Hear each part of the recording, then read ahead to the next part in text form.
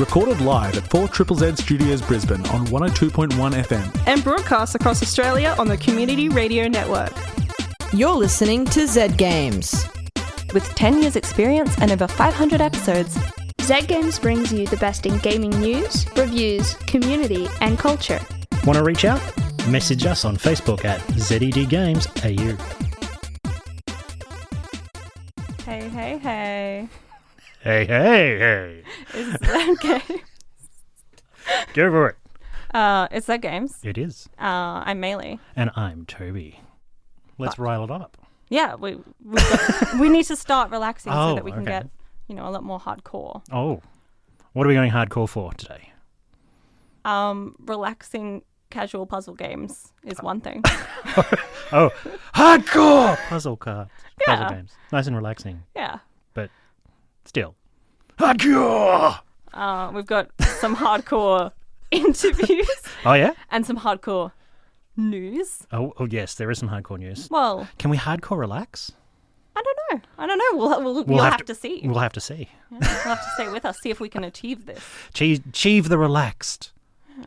Hardcore relax. How have you been? I've been trying to hardcore relax. Have you been succeeding? I've been trying to find a game to relax to when you have a small child, and that has been a bit of a balancing act. So far, I'm trying Garden Story, which is a new indie game, and I keep picking it up and putting it down, picking it up, putting it down, picking it up, putting it down. But hopefully, at some point, I'll manage to complete, more than just the tutorial level, like I have with the last few games I've picked up. But we'll see how it goes. How about yourself? What have you been playing? I've been playing a few things, but in the vein of hardcore relaxing, I've been playing Dorf Romantik. Ah, yes, the one for the review. Yes. I have not been doing very well at it, but I enjoy it greatly. Oh, good. No, yes. It is a game that I've seen, and I'm looking forward to that review because that's something that's a game that I have been wanting to pick up. Well, I hope I can persuade you to. Well, yeah, we'll see. Further persuade you. Further persuade. But I think now is the time for some news. Some hardcore. Gaming news. Gaming news. Here we go. This week in gaming news, Nintendo in the headlines, Special Olympics and Microsoft team up for gaming for inclusion, and some game bites. Nintendo in the headlines. On the 18th of August, a Pokemon Presents by Nintendo revealed several updates to their mobile Pokemon franchise, the most notable being that Pokemon Unite would be coming to mobile with crossplay available on September 22nd. The Present also announced 2 new Pokemon are slated to join in future updates, Mamoswine and Sylveon. Nintendo also confirmed the release of Brilliant Diamond and Shining Pearl for the 19th of November, and a surprise Switch Lite Dialga and Palkia edition available on November 5th. For this generation remake, they showed off partner Pokemon, customizing your Pokeball with stickers to personalize the Pokeball release effects, revitalized minigames, outfit personalization, and that personalizing your underground base with statues will gain you access to specific types of Pokemon hideaways new to this remake. Lastly, Pokemon Legends Arceus. It was confirmed this game will take place in Hisui, in an early age of the Hinoe region, and that in it you will survey, observe and capture Pokemon. In new developments to this generation, you'll be able to be attacked by Pokemon outside of combat, and that there will be 2 new combat styles of strong and agile. This change puts a strategic edge to the move economy, as they will allow for heavier but slower or multiple attacks per round of combat. Nintendo also showed off new region-specific evolutions and type changes, as well as mounts available for fast travel within this open-world game. Pokemon Legends Arceus will be released on January 28th, 2022. Special Olympics Gaming for Inclusion, hosted by Microsoft. Microsoft has teamed up with Special Olympics to create the inaugural bracketed esports tournament named Gaming for Inclusion. This event has evolved from the Xbox virtual gaming event of May 2020, which aimed to combat the effects of loneliness and isolation due to the pandemic. This time round, Special Olympians and unified partners will participate in a bracket-style tournament over several days in September with the aim to showcase the power of inclusion through sport. Each day of the event is dedicated to its own game. Sunday 12th, Rocket League, Monday 13th, Forza 7, and Tuesday 14th, Madden 22. Participants are awarded the chance to play with celebrity supporters of the Special Olympics to be hosted on Saturday the 18th. The event will be organised by Microsoft's online esports platform Smash.gg and live streamed on Xbox Twitch's channel and the Special Olympics YouTube channel. And now for some game bites. Activision Blizzard let go of 2 of the employees seen in the 2013 picture of the infamous Cosby Suite following the lawsuit announcement last month. Jesse McCree and Jonathan LaCraft's departure was announced internally without an official statement. Journey to the Savage Planets developers have reformed under the title Raccoon Logic after being unceremoniously dropped following the failure of Google Stadia. They retained the rights to Savage Planet and have received investment funding from Tencent to bankroll the announced future project. Boyfriend Dungeon have promised to update their content warning after complaints from their player base that the warning doesn't go far enough. Developer Kitfox Games quickly apologised via Twitter for any hurt caused and reassured players that the warning would be updated shortly. To learn more about these headlines, head over to our Facebook page at ZDGamesAU. And finally, the upcoming game releases. On Friday 20th, the release of Ghosts of Tsushima's Director's Cut is coming to PS4 and 5, Heartchain Kitty is coming to Switch, and Madden 22 is coming to PC, PS4 and 5, and Xbox One and Series X. On Tuesday 24th, Alien franchised online team shooter Alien Fireteam Elite comes to PC, PS4 and 5, and Xbox One and Series X. Turn-based tactical RPG King's Bounty comes to PC, Switch, PS4 and Xbox One, and the long-awaited sequel, Psychonauts 2, comes to PC and Xbox One and Series X. Finally, on Thursday 26th, the arcade game Have a Blast comes to PC and Switch, and PC Gamer's 2013 Game of the Year and its sequel, Spelunky and Spelunky 2, come out on the Switch. And that's all this week in gaming news. Thanks for that, Toby. That's absolutely fine. There's a few. I wrote that after watching the 11 o'clock last night. What was that? The live stream from the Pokemon Presents, and the Arceus thing. I'd like to re-clarify that they've actually completely changed combat. It's you can change in the Pokemon Legends Arceus. It's the speed of the Pokemon dictates how often you can attack, and instead of it being just your turn, my turn, your turn, my turn, it's your speed dictates like I will get to attack now and then in 3 more seconds, whereas your character the thing will be and you can speed them up, slow them down with the differences of strength and agility focus. That seems like a very big change to the system. And being able to get attacked when you don't have a pet out means you black out, rather than it being... those 2 big things are something that I'm really looking forward to. Visually, all of the above could be a little bit better. Like there is the people who are like, why isn't it as good as Link? And I'm like... As good as Link. And I'm like, but, it's Pokemon. I feel like I'd find it kind of weird if it was the top tier graphics that you could get in a Pokemon game, especially on the Switch. Oh, yeah, there's a little powerhouse machine, but it's still got a limited ability to pump out, rendered visuals of trees. Like the trees are the problem, not the Pokemon themselves. Not the Pokemon moving around all over the place or anything like that. No, none of that. But some of the other things in there, the Special Olympics, I really like the idea that the Special Olympics and Microsoft hosting some more inclusive events to try and bring people out of hiding. Yeah. It's good, but it made me... My immediate thought was that a lot of the games that they'd be playing aren't necessarily inclusive in themselves. But I guess if they're part of this, they'd find a way to work to make it more so. Yeah. I don't know, games aren't always accessible. Yeah, they are. There is the caveat at the end of that article was that in the Smash.gg website that they're utilizing to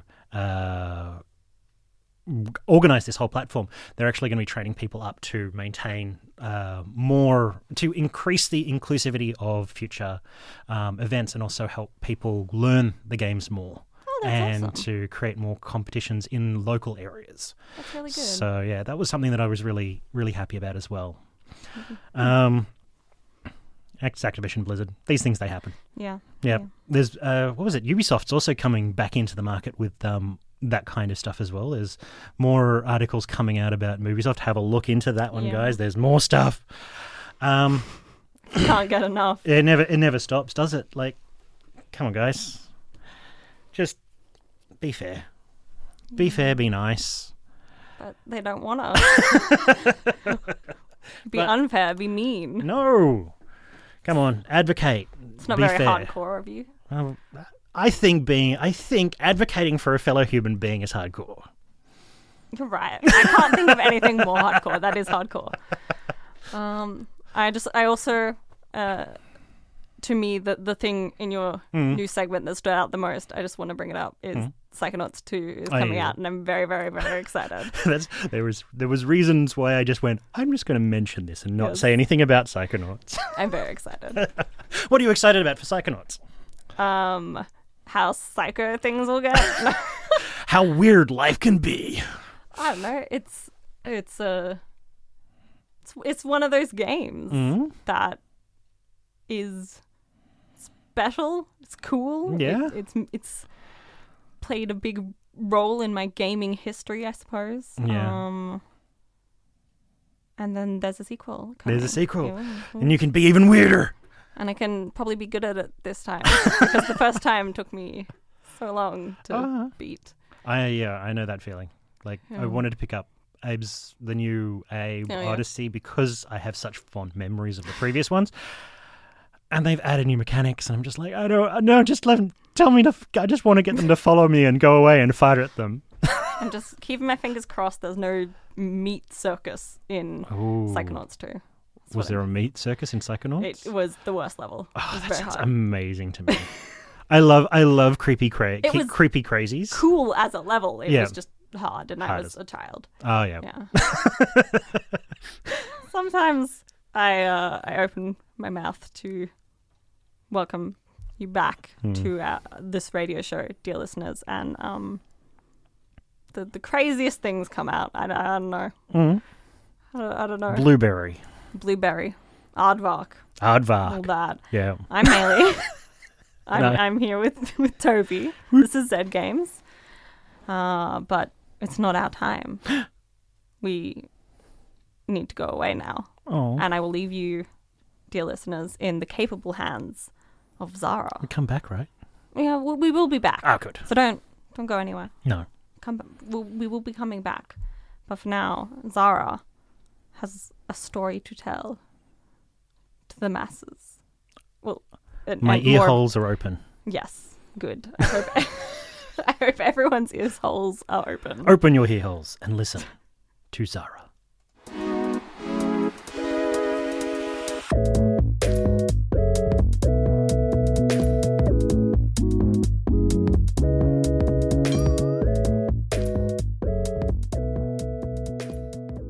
Joining us tonight is Dylan from Vault Games. First of all, thank you for having this interview with me, Dylan.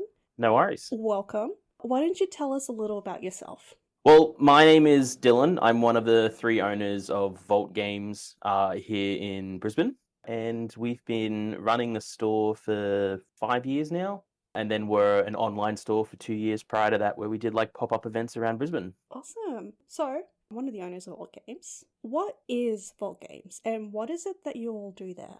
All right, so at Vault, we are a board game store primarily. So if you're looking for a board game, an RPG book, a mini dice, whatever, we've usually got it all here for you. We also have an online store as well at vaultgames.com.au where you can order online and pick up from store or we'll get it shipped out to you. But we're also a play space. So we have a library of over 300 board games that you can play here in store. We've got table space for even under COVID restrictions up to around 50 people. And we're also licensed, so you can enjoy a beer or cider while you game. What other activities are available? So we have a painting station of all of the paints that you can get in store that you can come in and use and paint your own minis. All of our staff are versed in how to paint as well, so they can give you some tips and tricks and show you how to do it. We run events nearly every day now with different types of games being played, like Magic the Gathering or Flesh and Blood TCG or Dungeons and Dragons, all that kind of stuff. With the occasional like monthly event, like a Learn to Paint event or a Learn to Play D&D scenario, all those kind of things. Fantastic. Okay, so you have quite a lot going on at Vault Games. A lot of board games. Can you give us a brief list of what games you have available?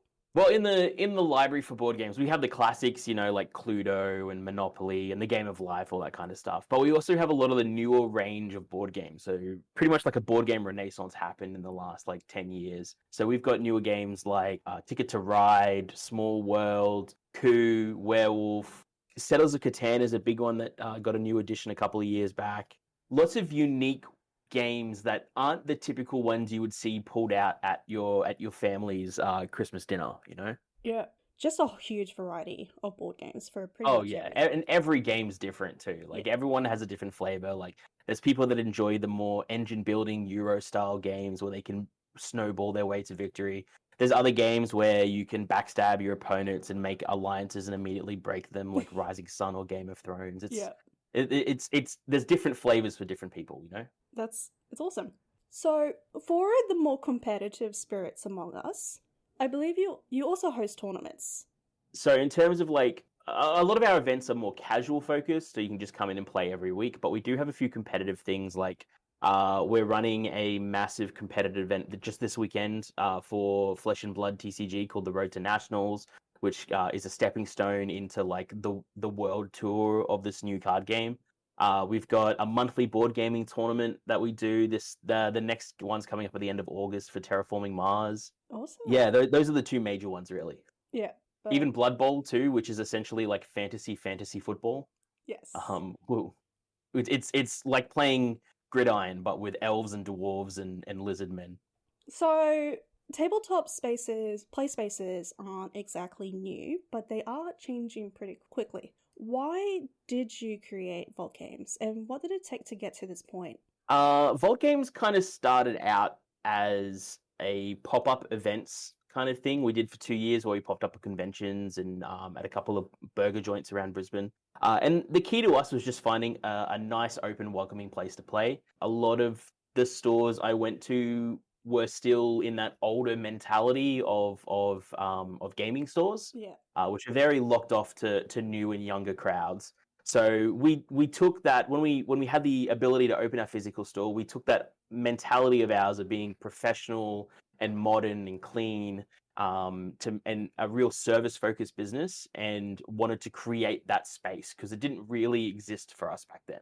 Yeah. And yeah, it's definitely done. It's hard work. It's much harder to start a business out when that's based on community, when you have a very small community at the start. But now that we're a couple of years into it, it's allowed us to weather some of the harshest stuff, particularly over COVID in the last year. Yeah, which is really cool to see that you managed to become so established with a community. Like, you've created a community that has been able to help you weather through some of the more difficult times. Yeah, and that's the key aspect too, is we love our community, and we focus on building that community and not necessarily trying to steal it from other places. Like, we bring new people into the hobby, we bring people who are out of the hobby back into it, and we focus on generating that new that ground level support to kind of swell up and help us out. And then that kind of flows out because there's more board game stores starting to pop up now out of it. So that's, I guess we kind of make our own competition a little bit too, but yeah, that's just what happens. It can be pretty intimidating getting into a hobby and going to a space where other hobbyists hang out. And there is a bit of a history of gatekeeping in these kind of spaces. But it's really, really cool to see that you're created this welcoming, open space that people can get into the hobby through. And then they just carry it with them. Yeah. Let's say I walk in with a group of friends and we're looking to spend a few hours playing board games together. How does that experience play out, from booking to any related costs to what is expected of your patrons? So we have a table booking system where you can pay $10 to have a table reserved for you and 3 other friends, and that's all online, and that like, you can't book when we're running special events and all that kind of as well. Like, the whole system prevents that. And with that, you get you're exempt from our purchase to play system, because what we do here in the store is we don't generally charge for people to come in and play. Like, for us, that was always like a big stopping point. we don't believe that money should be like a gate to stop people from enjoying themselves and enjoying the community. So what we do is we have a purchase to play requirement for anyone that comes in the store. So that's literally just buying a snack or a drink when you come in, which you're likely going to do anyway. But that just like makes sure that, hey, you're here and you are like supporting the community as well while being a part of it. And that's really it. So even if you don't book online, you can just walk in the door, grab yourself a Coke and sit down and enjoy our library. Sounds super affordable, super easy. So hypothetically, what if I didn't have any friends who were interested in Dungeons and Dragons or basically any other game, but I really, really want to play? Are there groups I could join for like those nomads? Yeah, look, if you're based in Brisbane and you want to come in and play with us here at Vault Games, like we've got a myriad of Facebook groups that you can join. So we've got like board games and LCGs at Vault Games that you can join to look at board games. We've got the RPG Society at Vault Games. These are all on Facebook. If you want to join our Discord server, which there'll be a link on our Facebook page, that you can speak to other members of the community and start arranging your own stuff. I see that you also have a library service for your board games. How does that work? So we have our 300 games in the library. You can actually hire them out and take them home with you for up to 2 weeks at a time. So there's like 3 different levels for like gold, silver, platinum based on how expensive the game is or even how hard it is because we've got to replace because we've got a few games in there that are out of print now. So you can basically pay a monthly fee and take away a game for up to 2 weeks at a time. And then bring it back. You can hire out again. You can keep doing that as long as you're subscribed. There's no time limit, whatever. You can just only have like 1 or 2 games out at a time and for 2 weeks at a time at most. You can, for like $13 or $14 a month, you can test out a game before you decide it's something you want to play. Where can people find you, both in the meat space and on social media? So in the real world, you can find us at 62 Queen Street. We're on the mall. Find us down the George Street end of the mall. If you go online to vaultgames.com.au, you can order from us online, find all the information out from Vault Games on there. And you can find us on Facebook as well at Vault Games. And you'll find links to our Discord server where you can communicate with everyone in the community, ask questions, hang out, all that kind of stuff. We also are streaming on Twitch. Since lockdown last year, we've been streaming on Twitch every week. So you can go to twitch.tv/vaultgameslive and hang out with us and play games. I've got one last question for you, Dylan. It's probably the most important. What's your favorite game? I hate this question. It changes on a regular basis. So in terms of favorite game, there's a game. The game that I always come back to is usually Game of Thrones, the board game. A good game of that takes about 8 hours to play with 7 other friends, and it's a really great game if you just don't want to have friends for 4 to 8 hours. It's not Monopoly. It's a little bit more. Absolutely not. It is very cutthroat. So that's all the questions I have for you, Dylan. Thank you so much for taking the time out to have this interview with us and for allowing us to get to know you and Vault Games and the community that you have. No worries. Thanks so much.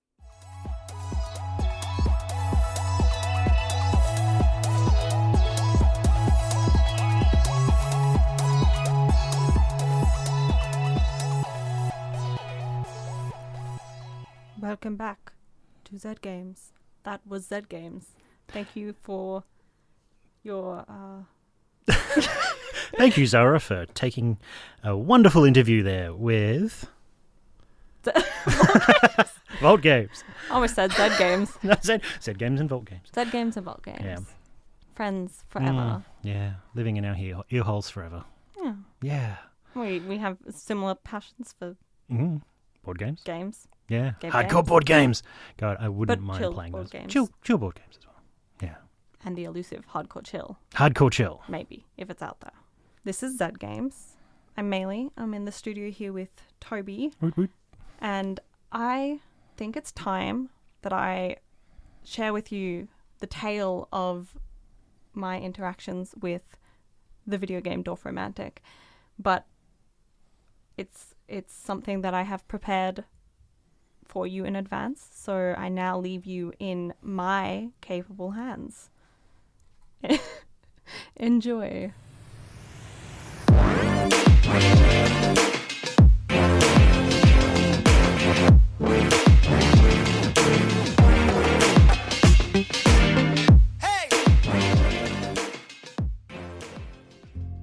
Romantik is the debut game of German developer Tokana Interactive, a small indie team that met and formed while studying.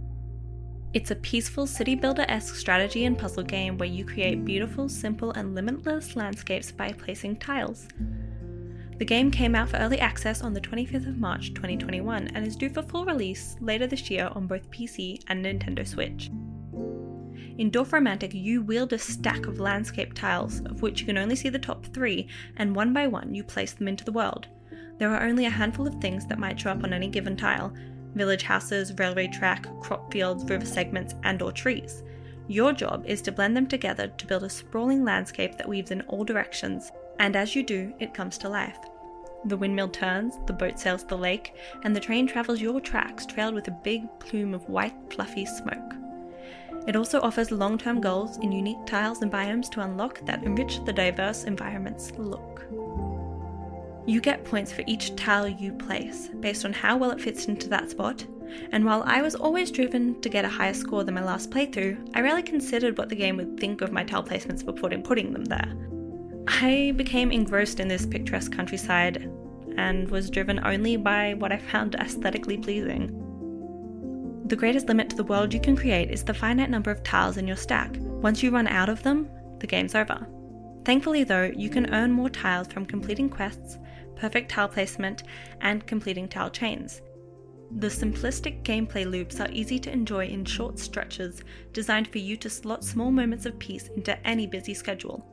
It's a simple game and it's relaxing, but it's still challenging and sustains your engagement. If the concept sounds interesting, but the limits sound frustrating, you might be happy to hear that the save points and a creative mode are currently in beta and aren't far away at all.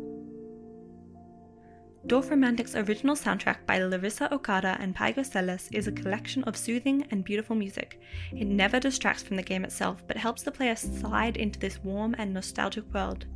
The tracks could easily play behind scenes of country memories or exploring the vast countryside. Sound effects in Dorf Romantik are limited but purposeful. An ambient soundscape deepens the peaceful world, with cows grazing, birds tweeting, children playing, and more. The tiles also have a sound to them. Hovering a tile over the board, rotating it in place, and setting it down are all accompanied by soft, distinct clicks. They'd be easy to overlook, but they invoke the tactile sensation of Dorf Romantik's board game cousins. Playing Dorf Romantik was a meditative experience for me. Sometimes I'd just be really stressed out and open it up to get my mind off things, and it worked every time. I could just focus on placing the tiles in rhythm, growing my villages, and guiding the landscape. Honestly, it's not an incredibly deep game. It doesn't have hidden mechanics or a rich story or groundbreaking gameplay, but it doesn't need them. It's just good. It offers a solid frame, pleasing visuals, gentle music, and a beautifully simple world I never grew tired of.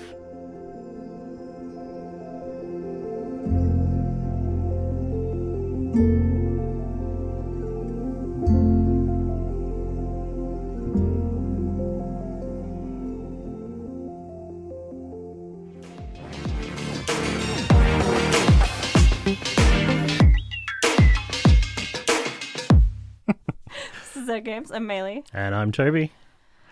And that was a wonderful review that we skipped right past or talking about. But Yeah. thank you, Maylee. That was lovely relaxing after all of that hardcore relax earlier. Hardcore. Yeah. I do like it. I love me some Dorf Romantik. Definitely something I want to pick up. Yeah, check it out. Absolutely. World. In my wonderful relaxed voice, I will definitely pick up Dorf Romantik. But we're hitting the end of the hour. It's And that time. We have it to is? leave. But We'll be back. we'll be back in your ear holes. Don't worry. We'll never leave your ear Ear holes holes. forever. Yes. Permanent residents of your ear holes. I hate this. I hope this ends tonight and it is never brought back. Okay. Right. Have a wonderful night. We'll see you all again.